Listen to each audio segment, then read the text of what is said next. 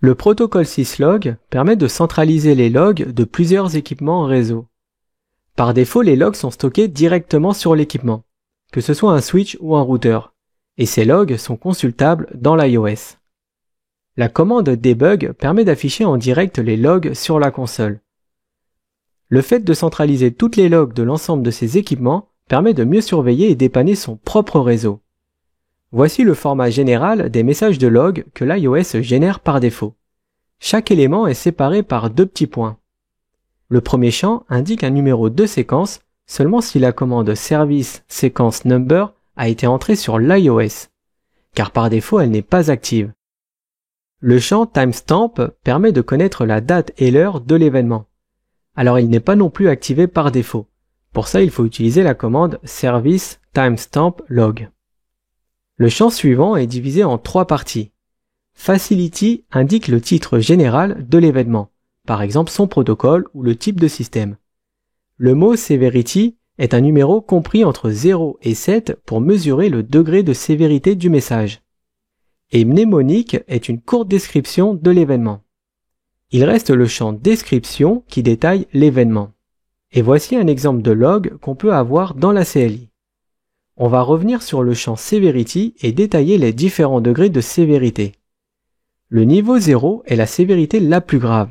Ici, le système est complètement HS.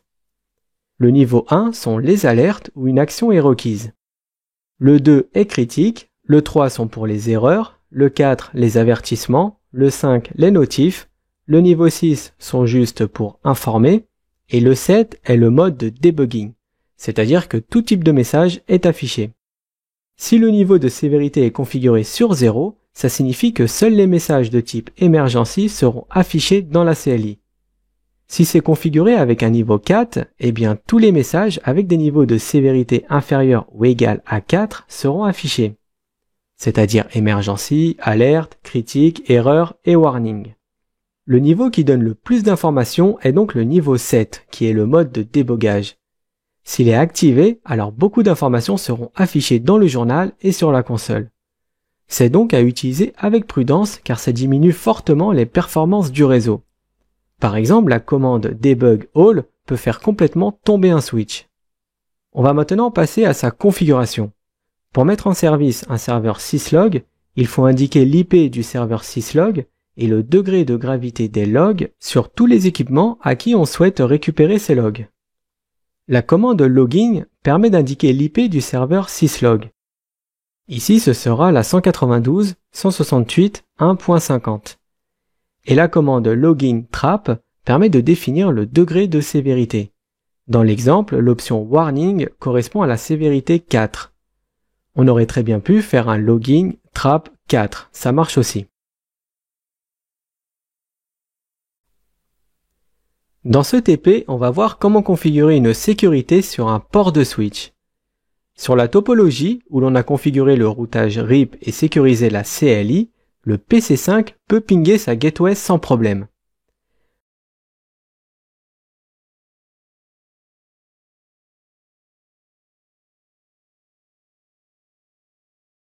Faites un ipconfig/all pour copier son adresse MAC et la coller juste en dessous du PC pour bien la voir sous les yeux.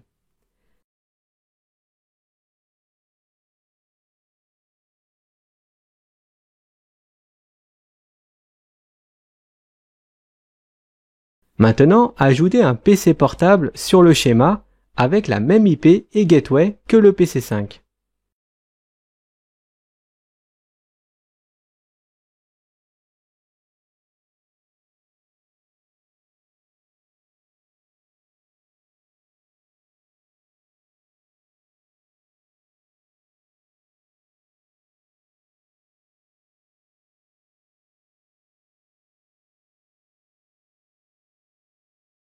Et comme pour l'autre PC, affichez lui aussi son adresse MAC.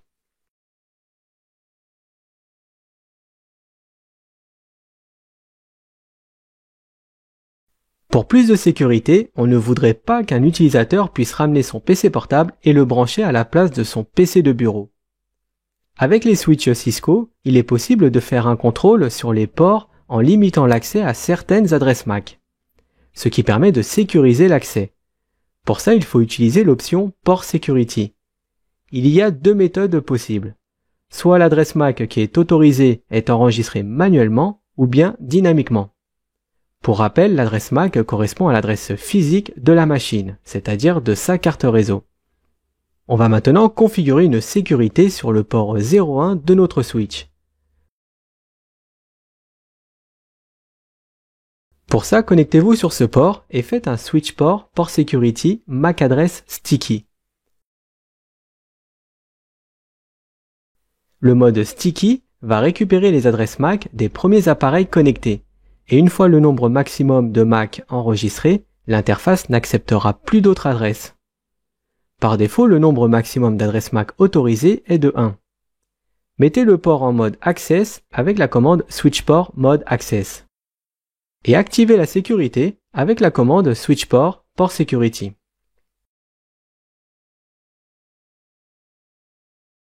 On va maintenant créer du trafic du PC5 vers le routeur pour que le switch apprenne bien la MAC adresse.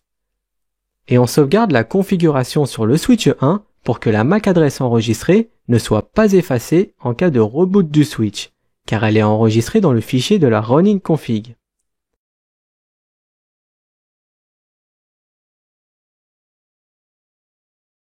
Si vous faites un show running config et que vous allez vers le port 01, vous pouvez voir que la MAC adresse du PC a bien été apprise. Si vous faites un show port security, vous pouvez voir que s'il détecte une MAC adresse non autorisée, il mettra le port en shutdown qui est le mode par défaut.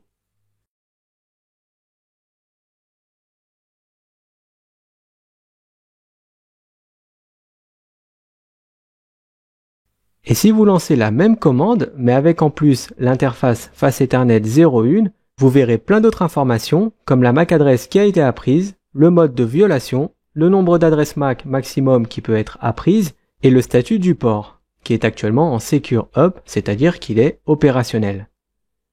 Maintenant, déconnectez le PC5 et connectez le laptop à la place, sur le port 01 du switch.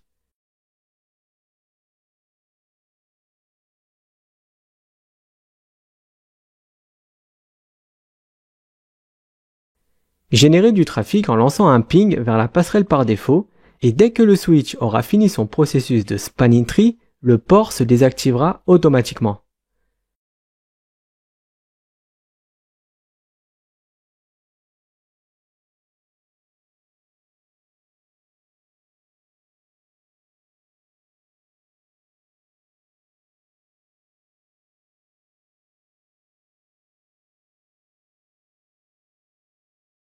Si vous refaites un show port security de l'interface face Ethernet 01, vous verrez que le statut du port est maintenant dans un état de Secure Shutdown. Maintenant, remettez de nouveau le PC de bureau.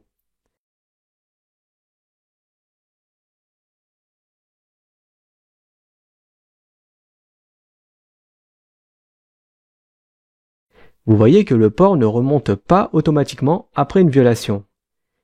Il faut obligatoirement qu'un admin réseau se connecte sur le port et fasse un shut no shut sur l'interface 01 du port. C'est ce que nous allons faire tout de suite.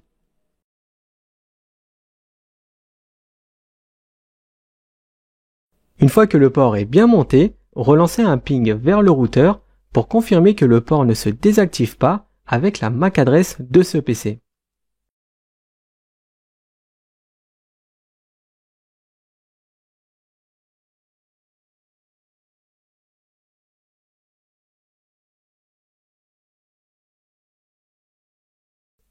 N'oubliez pas d'enregistrer votre topologie avant de quitter le TP.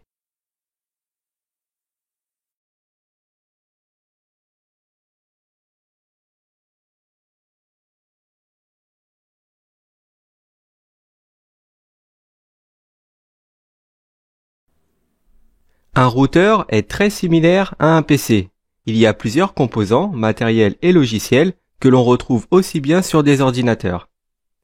Parmi les principaux composants internes d'un routeur, nous avons le CPU. C'est lui qui traite les demandes du système d'exploitation, comme par exemple l'initialisation du système, les fonctions de routage et celles de la commutation. On a la mémoire RAM, c'est la zone de travail du routeur. Elle contient les tables de routage, les différents caches pour les processus et protocoles, ainsi que des buffers pour l'envoi et réception des paquets. C'est dans la RAM qu'on y trouve le fichier de la running config. C'est le fichier de configuration en cours du routeur. Si on ne sauvegarde pas sa conf dans la startup config et qu'on redémarre le routeur, alors les modifications seront perdues. Ensuite, nous avons la ROM, qui est une mémoire de stockage permanente. Elle contient des fonctions de base qui permettent de démarrer le routeur. C'est grâce à cette mémoire que l'on peut récupérer un mot de passe perdu. Contrairement à la RAM, la mémoire ROM est une mémoire non volatile. C'est-à-dire que si l'alimentation est coupée, ou alors que l'équipement redémarre, elle n'est pas effacée. Passons maintenant à la flash. C'est une mémoire de type EEPROM qui contient le ou les images iOS. Si on veut, on peut y mettre plusieurs versions iOS et booter sur celle qu'on souhaite. C'est une mémoire qui ne s'efface pas non plus lorsque le routeur redémarre. Le dernier type de mémoire est la NVRAM qui contient deux choses. On a le fichier de configuration du démarrage, c'est-à-dire la startup config, et la valeur du registre de démarrage. Pour finir sur les composants du routeur, on a les interfaces. Ce sont les connexions physiques qui permettent d'interconnecter le routeur avec le monde extérieur. Ça peut être des interfaces Ethernet, Fast Ethernet, Gigabit Ethernet, ou bien des interfaces série, port USB ou port console. Alors même s'il existe plusieurs types et modèles de routeurs, ils possèdent tous les mêmes composants matériels. La seule différence qu'il pourrait y avoir, c'est avec leur disposition à l'intérieur. Pour résumer, l'espace de travail est la RAM. Les autres mémoires servent uniquement pour la sauvegarde. La NVRAM pour la startup config, la flash pour l'iOS et la ROM pour un mini-système. C'est ce que l'on va détailler tout de suite. La mémoire ROM permet de faire repartir le routeur même si le logiciel en flash n'a pas été trouvé ou a été perdu. Car elle contient un petit soft qu'on peut comparer au mode sans échec de Windows. C'est une mémoire qu'on ne peut pas effacer. La ROM est composée de trois parties. Il y a le Bootstrap Code qui lit le registre de configuration pour savoir comment il doit démarrer. C'est lui qui décide s'il doit charger ou non l'iOS. On a le POST qui permet de tester les fonctionnalités de base du routeur. Il lance tout un tas de tests pour savoir si tous les composants qui servent au démarrage sont bien disponibles. Et on a la ROM Monitor, qui est plus connue sous le nom de ROMON. Cette partie comprend un mini-système d'exploitation qui est normalement utilisé pour des tests du dépannage ou alors pour récupérer un mot de passe perdu. Dans ce mode, le routeur n'a ni routage et ni fonctionnalité IP. C'est pourquoi on peut le comparer au mode sans échec de Windows.